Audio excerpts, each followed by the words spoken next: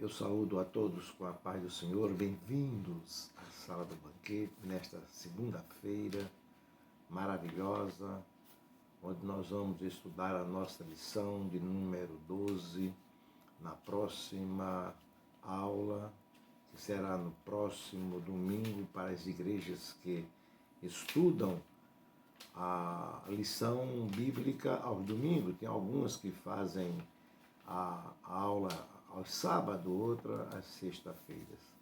Mas para a maioria que faz aos domingos, nós vamos estudar hoje o nosso primeiro pãozinho diário da semana, que está em Gênesis capítulo 2, versículo 18 ao 24, que é um assunto muito importante, de suma importância para todos nós, que fala sobre o casamento.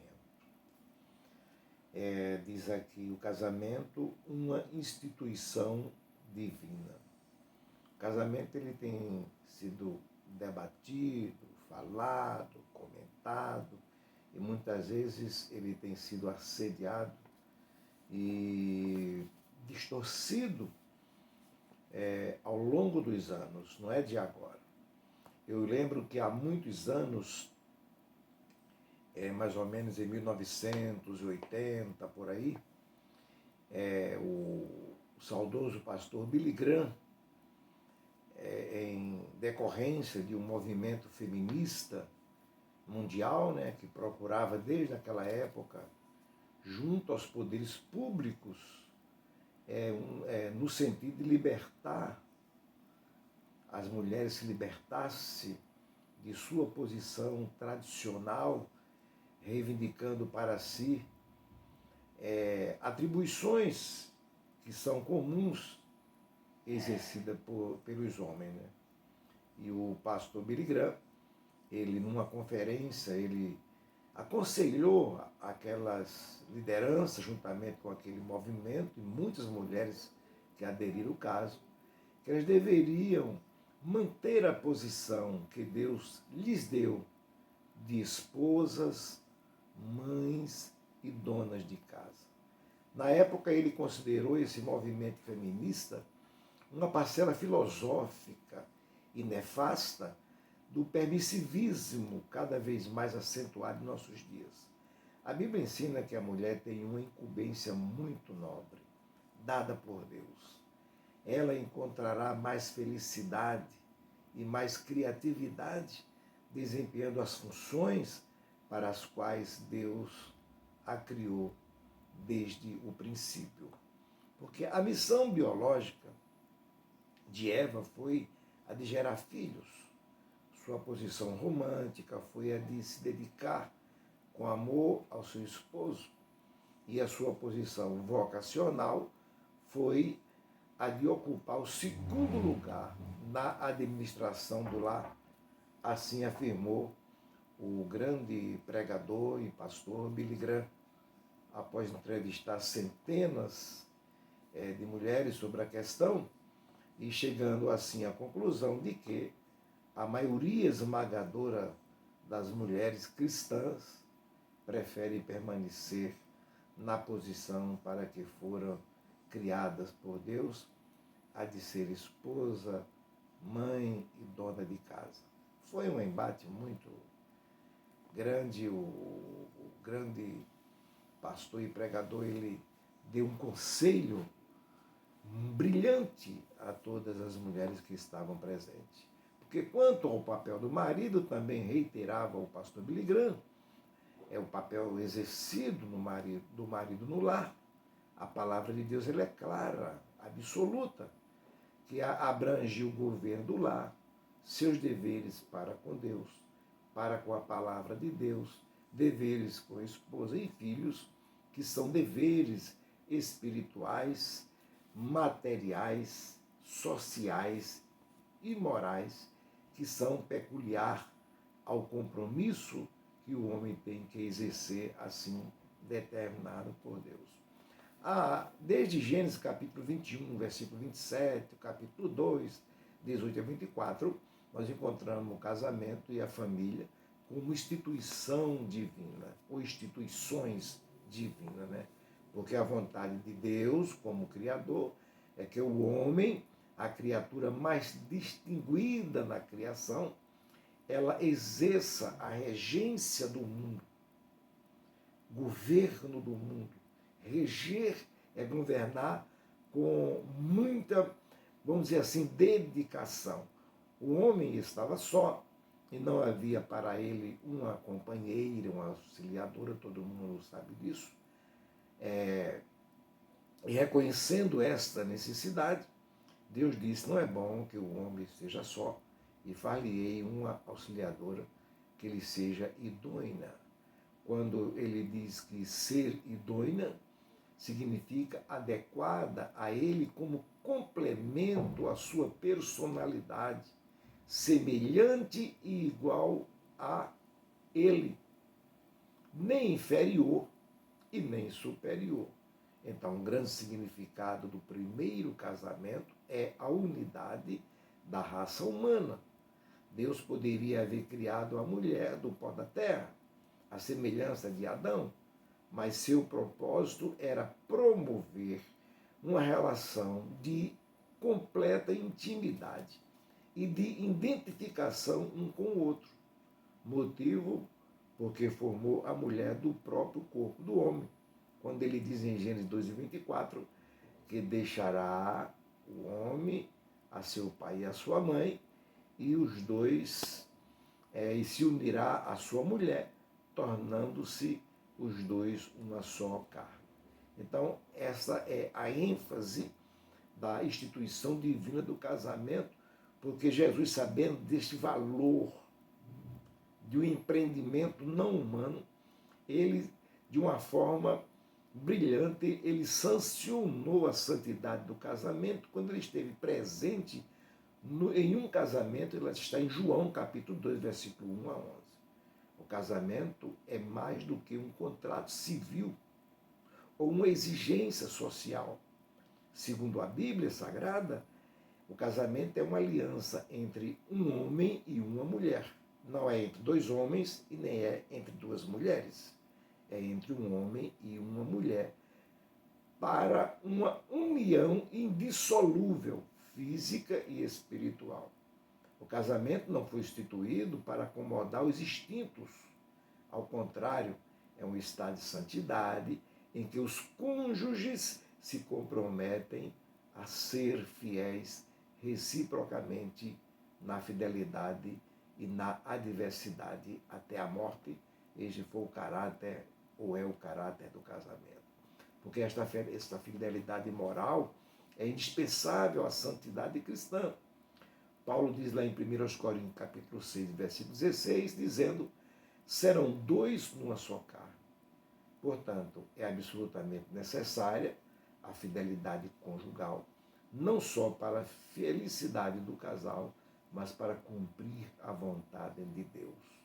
Os nobres propósitos do casamento são comunhão, a fraternidade e a reciprocidade.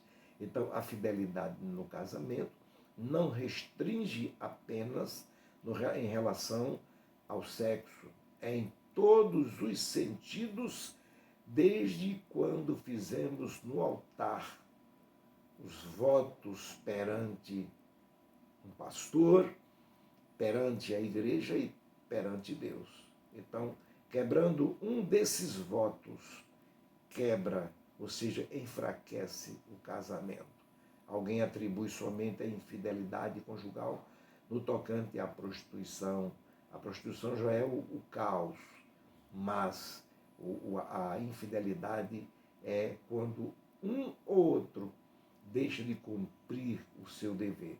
Por isso o casamento é sofrido, o casamento é perseguido, o casamento é bombardeado, não há terapeuta para resolver o problema do casamento, cria-se coisas imaginárias para que o povo venha sancionar um problema e não vão encontrar, porque o casamento só quem pode sancionar é Deus. Deus é quem pode sarar as feridas de um casamento. Se a gente pudesse expor tantas coisas, é muita gente sofrendo em virtude do seu casamento.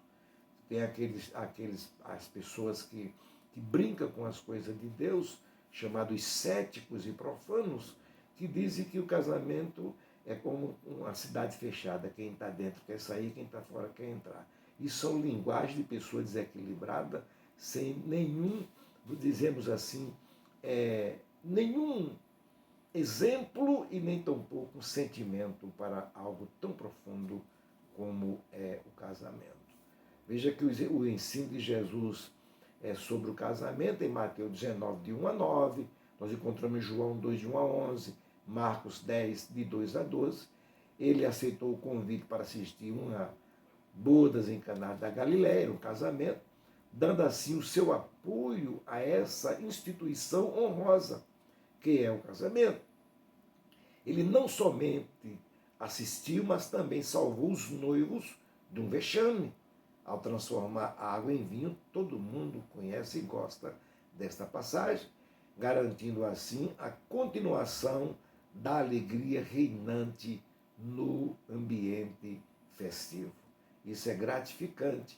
Quando os fariseus, certa vez, interrogaram a Jesus com respeito ao divórcio, está em Marcos 10, de 2 a 12, Jesus explicitamente frisou que o casamento não deve ser desfeito por qualquer motivo.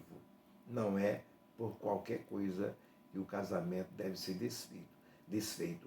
Deus estabeleceu a família como base da vida social, moral e espiritual da sociedade humana. Moisés permitiu o divórcio pela dureza dos corações impenitentes, pelo efeito de que? Do pecado.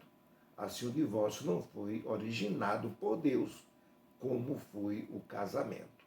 Além do mais, o matrimônio feito segundo a palavra de Deus, como diz Paulo em 1 Coríntios, capítulo 7, e versículo 39, quando ele diz no Senhor, é uma figura da união mística entre Cristo e a igreja. Paulo afirma isso na sua carta aos Efésios, capítulo 5, versículo 23 ao 32. Então, entendemos, irmãos, que entre Cristo e sua igreja, a união é eterna, não havendo assim lugar para separação. Quanto ao casamento, Jesus afirmou dizendo, desde o princípio da criação, Deus os fez homem e mulher. Ele mesmo, por seu Espírito, estabeleceu o princípio eterno, dizendo, deixará o homem, seu pai e a sua mãe, e se unirá à sua mulher, e serão dois, uma só carne. Esse foi o mandamento do Senhor. Então, por ser uma instituição divina, o casamento tem sido perseguido diariamente pelo diabo. E se não bastasse tanta perseguição, tanta insolência, tanta violência, cresce, como nós observamos, a inversão de valores no tocante ao casamento. Casamento, a união de duas pessoas do mesmo sexo. Isso é abominável aos olhos de Deus, é reprovado pela ciência e pela medicina e, primeiramente, pela palavra de Deus. Só aqueles que querem viver uma vida devassa que segue. Nós não temos nenhuma mágoa e não somos contra radicalmente a nenhuma pessoa que usa essa prática. Eles são carentes, miseráveis e carentes de amor. Agora, desde quando não venha infligir leis ou ditar leis para mudar o comportamento divino que é desde o princípio. Então, por esta razão, devemos permanecer crendo na palavra de Deus, aguardando o dia de deixarmos este mundo tenebroso. Então, o casamento é uma instituição divina e que possamos abraçar esta causa. Se estiver havendo algum problema, Jesus vai resolver. Feche a sua boca e abra o seu coração. Não adianta você querer resolver com palavras e com ações, porque tem hora que a nossa fala não funciona. Então, põe o joelho no chão, ora ao Senhor e Deus vai resolver o seu problema de uma forma maravilhosa. E aqueles que estão bem, que continuem adorando ao Senhor e vigiando. Então, vocês são bem-vindos à sala do banquete. Não esqueça de se inscrever, de compartilhar, de deixar o seu comentário, ativar o sininho, porque este espaço é meu e é seu e é nosso, focados na EBD. Até a próxima, se Deus permitir, em nome de Jesus.